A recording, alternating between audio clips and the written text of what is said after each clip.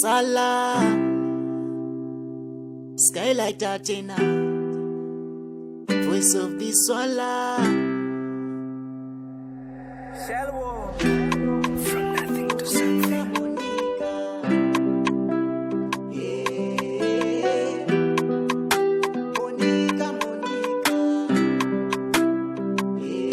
African producer. Monica. Monica.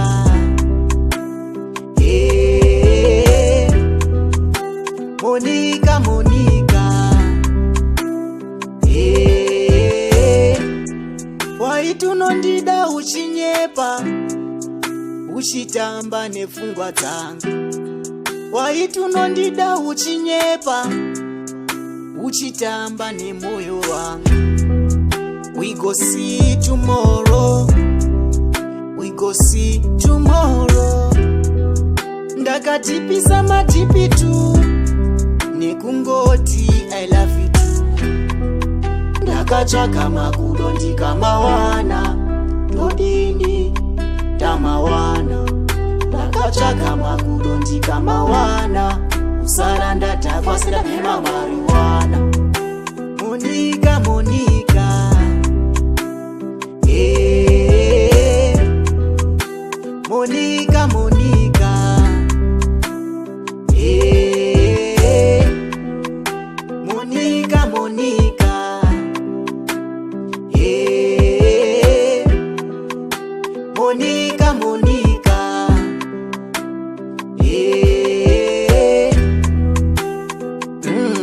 Bye bye.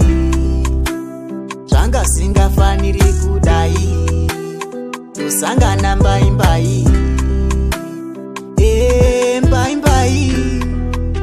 Matali uri treasure, wakamikiswa nepressure.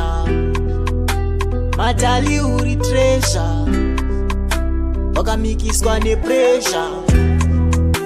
Monica. Monica.